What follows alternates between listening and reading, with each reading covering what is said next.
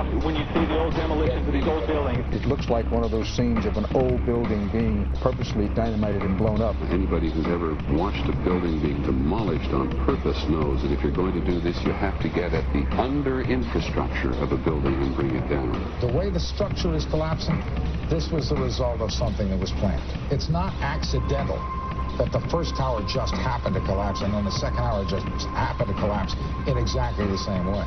How they accomplished this, we don't know. The building collapsed to dust. You don't find a desk. You don't find a chair. You don't find a telephone, a computer.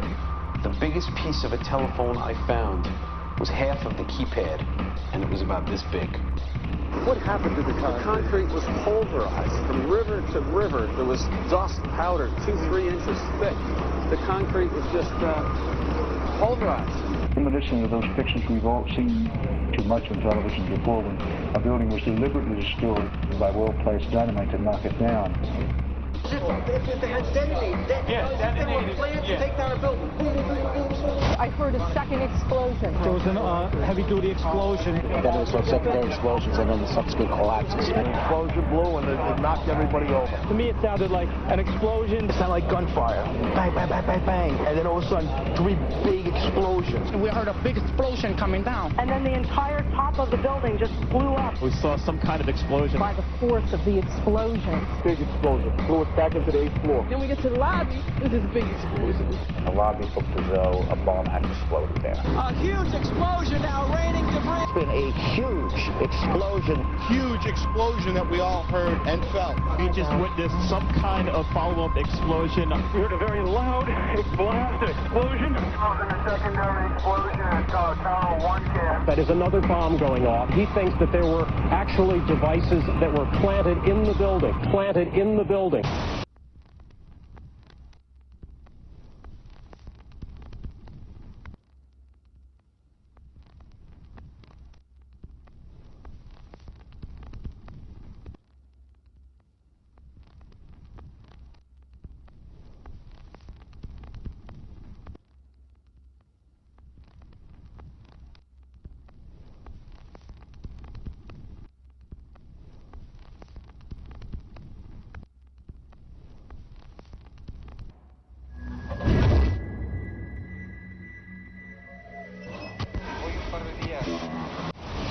I don't think anybody could have predicted that they would try to use an airplane as a missile, a hijacked airplane as a missile. Nobody in our government, at least, and I don't think the prior government that could envision flying airplanes into buildings.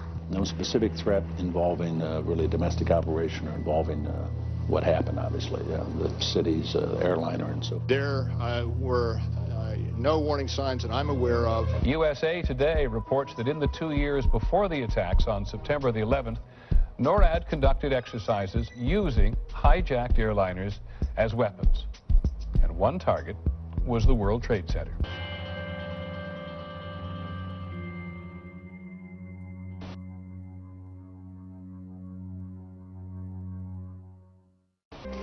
In confidential documents from the Philippines obtained by CNN, the plan was clear.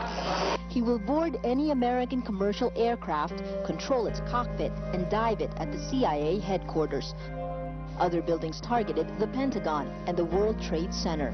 Security in counterterrorism was blinking red, in the words of George Tenet, that the warnings of an imminent attack were so severe that something dramatic should have been done. It was unparalleled. Instead, our president went on a month-long vacation.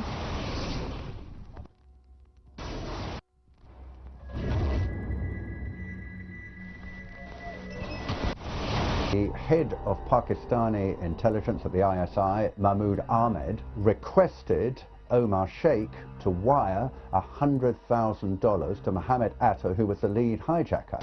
Hijacker Mohammed Atta received wire transfers via Pakistan. The man sending the money to Atta is believed to be Ahmed Umar Saeed Sheikh. Omar Sheikh admitted he was supported by the Pakistan government's intelligence service, the ISI.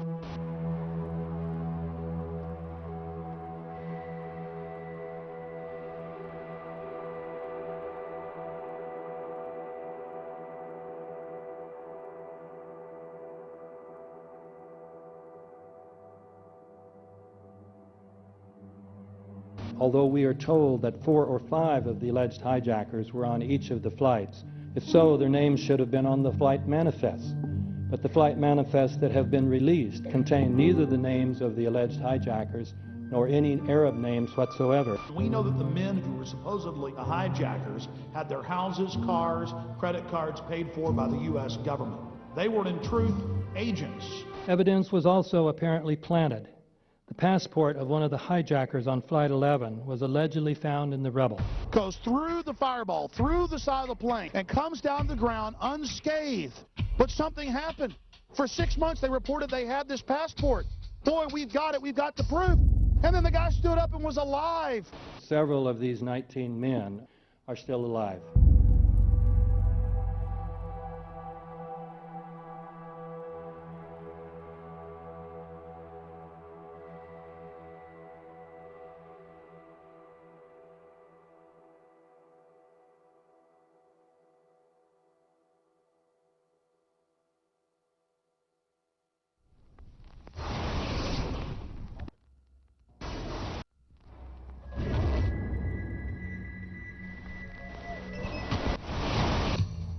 Of course we're after Saddam Hussein, bin Laden. He's...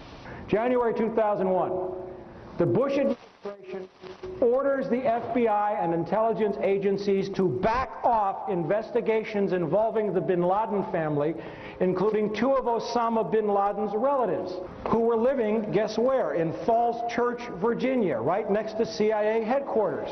When he was already America's most wanted criminal, he reportedly spent 2 weeks in the American hospital in Dubai, was treated by an American doctor, and visited by the local CIA agent.